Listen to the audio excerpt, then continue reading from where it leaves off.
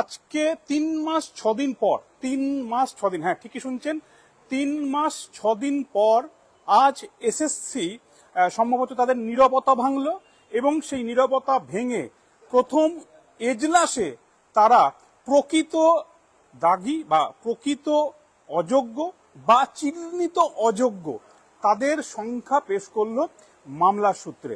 কি বিষয়?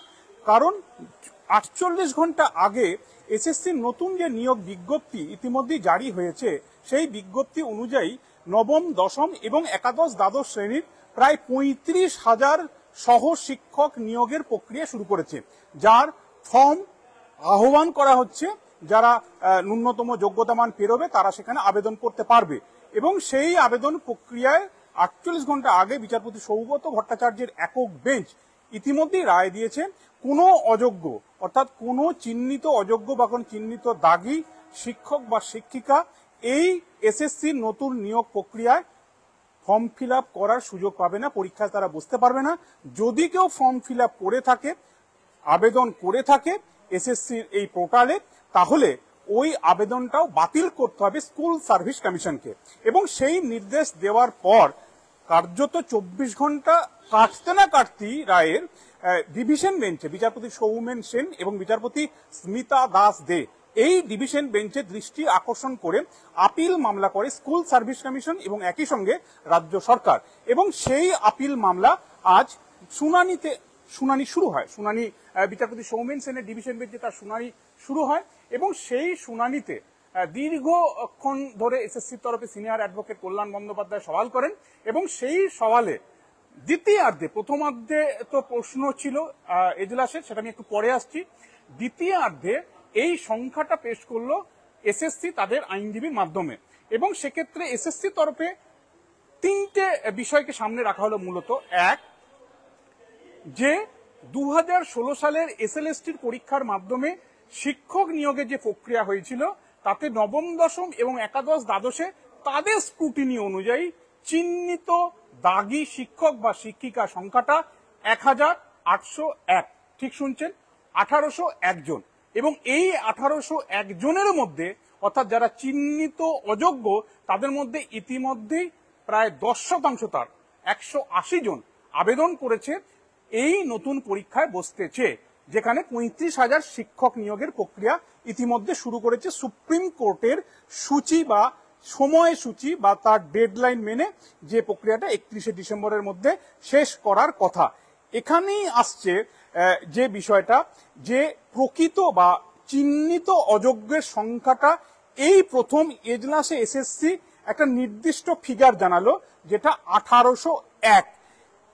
এরপরই যে প্রশ্নটা উঠছে, যারা এখন এই আন্দোলন করছে, যোগ্য শিক্ষক শিক্ষিকা অধিকার মঞ্চ, যাদের যুক্তি প্রায় 14 থেকে 15,000 শিক্ষক শিক্ষিকা নবম, দশম বা একাদশ, দ্বাদশের, যারা 31শে ডিসেম্বর পর্যন্ত সুপ্রিম কোর্টের দেওয়া অনুমতি অনুযায়ী ক্লাস করছে, ক্লাসে যাচ্ছে, বেতন নিচ্ছে, তাহলে তারা কেন যোগ্য হবে না এবং তাদের সার্টিফাই করা হোক।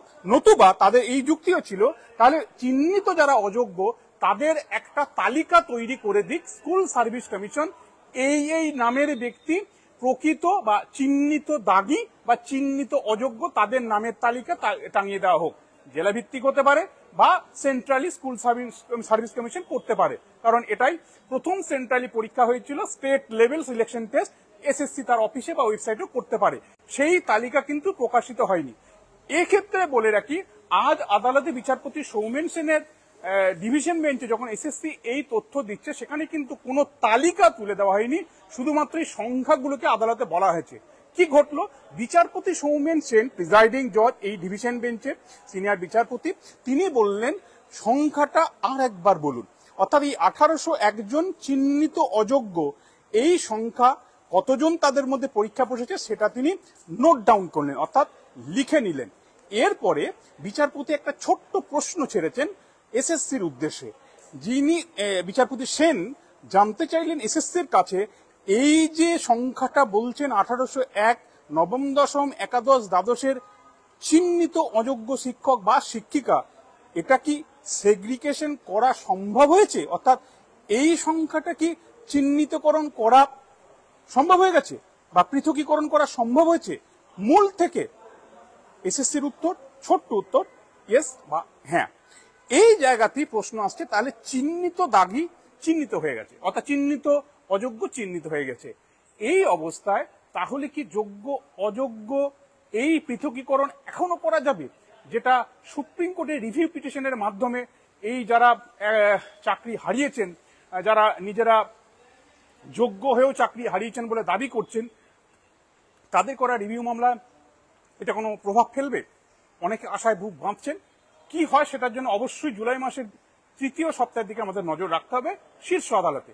তবে এক্ষেত্রে আরো একটা বিষয় আছে, এসএসসি এই সংখ্যাটার পাশাপাশি আমি আপনাদের বলেইছিলাম শুরুর দিকে, এসএসসি তিনটে বিষয় বলেছে। এক, এই প্রকৃত অযোগ্যের সংখ্যা দিল, তাদের মধ্যে কত অংশ আবেদন করে সেটা দিল। আর তৃতীয় যেটা বললো এসএসসি, তারা বলছে যে ভুল একবার হয়েছে বা এই অযোগ্যরা একবার ভুল করেছে, তার শাস্তি তারা সারা জীবন পাবে কেন? এবং সুপ্রিম কোর্ট কোথাও বলেনি তারা সারা জীবন এই ভুলের খেসারত দিয়ে যাবে। একবার ভুলের জন্য দুবার বা তিনবার পানিশমেন্ট বা সাজা হয় না। তাই এসএসসি মনে করছে যে এই অযোগ্যরাও, প্রকৃত বা চিহ্নিত অযোগ্যরাও, তারাও এই নতুন পরীক্ষায় বসবে। বিচারপতি সৌমেন সেন তিনি প্রশ্ন ছুড়লেন, এর কোনো আইনি অধিকার কি এসএসসির আছে? চিহ্নিত অযোগ্যদের হয়ে সওয়াল করার কোনো আইনি অধিকার কি এসএসসির এক্ষেত্রে রয়েছে? কোন লোকাস স্ট্যান্ডি তারা পাচ্ছে যেটার কারণে তারা এসএসসি একটা রিক্রুটিং অথরিটি বা রিক্রুটমেন্ট অথরিটি, যারা নিয়োগকারী সংস্থা, যাদের প্রকৃত মেধাবী চাকরি খুঁজে বার করা কাজ, তারা কিসের ভিত্তিতে এই তথ্য দিচ্ছে বা এই কথা বলছে? কোন কোন আইনি যুক্তিতে এই সওয়াল টেন্টেডদের হয়ে করছে এসএসসি? এবং যদি এসএসসির রুলে কোথাও এটা পারমিট করে থাকে যে এসএসসির আদালতে এসে এই অযোগ্যদের হয়ে এইভাবে সওয়াল করতে পারে, সেটাও তারা দেখাতে পারে। এসএসসির তরফে উত্তর ছিল যে তারা আফটার অল পাবলিক ইন্টারেস্ট অর্থাৎ জনস্বার্থে কাজ করে, এবং জনস্বার্থের পাশাপাশি এসএসসি এবং রাজ্যকে এক্ষেত্রে পলিসি মেকিং যে বিষয় রয়েছে, পলিসি ডিসিশন যেগুলি নিতে হয়, নীতি নির্ধারণ করার বিষয়গুলি থাকে, সেক্ষেত্রে তাদেরকে মাথা ঘামাতে হয়। কাজে এটা তার একটা ইন্টিগ্রেটেড পার্টের মধ্যে একটা অংশ মাত্র, তাই তাদেরকে এটা বলতে হচ্ছে। চিড়ে ভিজলো কিনা, বিচারপতিরা এসএসসির এই উত্তরে সন্তুষ্ট হলে কিনা, রায় পড়বে অর্থাৎ রায় বেরোনোর পর এগুলোর রিফ্লেকশন থাকে কিনা, তখন হয়তো স্পষ্ট হবে।